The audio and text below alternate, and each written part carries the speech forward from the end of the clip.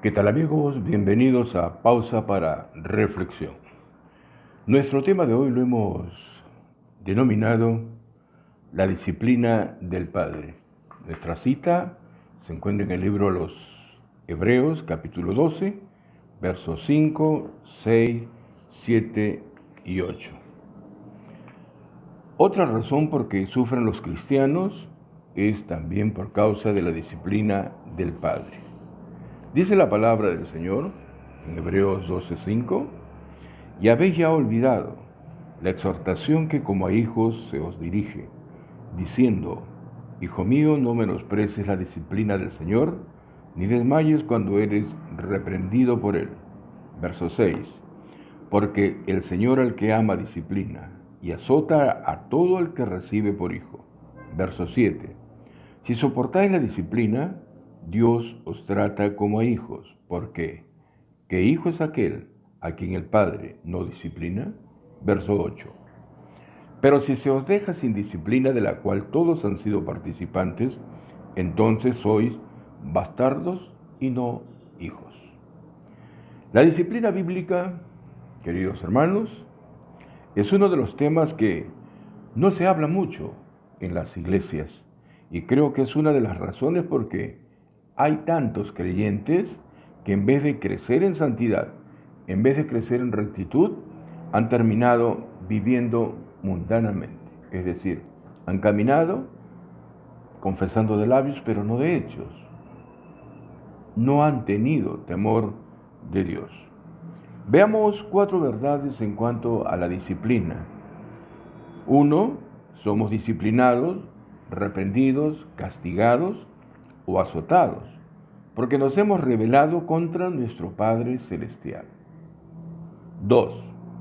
El Padre nos disciplina porque somos sus hijos, y Dios os trata como hijos. 3.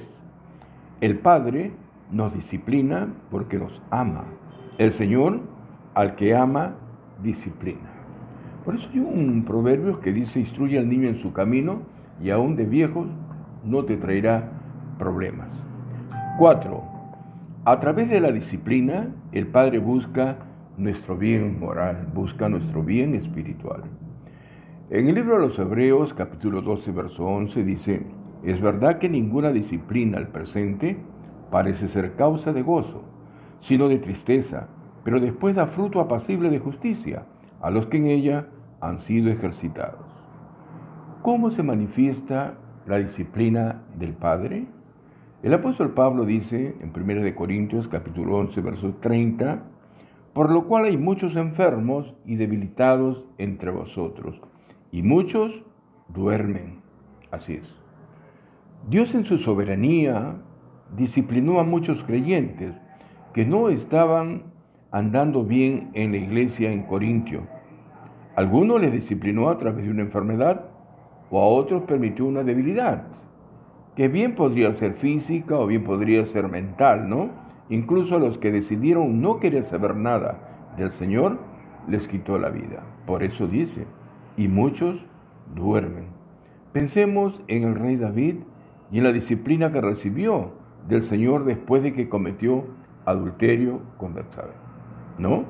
En Salmos capítulo 32, versos 3 y 4, él dice, verso 3, mientras callé, dice David, mientras callé se envejecieron mis huesos en mi gemir todo el día. Verso 4, porque de día y de noche se agravó sobre mí tu mano, se volvió mi verdor en sequedades de verano. Mientras caminaba con Dios el rey David en rectitud, en santidad, David era pues como ese árbol floreciente, como ese árbol fructífero. Es decir, todos eran bendecidos, todos eran beneficiados por la vida justa de este gran hombre, de Dios. Lamentablemente, después que el rey David pecó, rebelándose contra el Señor y su palabra, Dios lo disciplinó, permitiendo una enfermedad pues que tocó hasta sus huesos. Él gemía y lloraba todo el tiempo y no tenía paz y tranquilidad en su corazón. Hermanos, rebelarse y alejarse del Señor no es un juego, no es un juego. Él en su amor y sabiduría, si es que somos sus hijos, nos traerá pues usando quizás una debilidad, una enfermedad, incluso hasta nos puede quitar la vida para terminar. Muchos se preguntan, ¿pero por qué yo? ¿Por qué estoy aquí en esta cama postrado?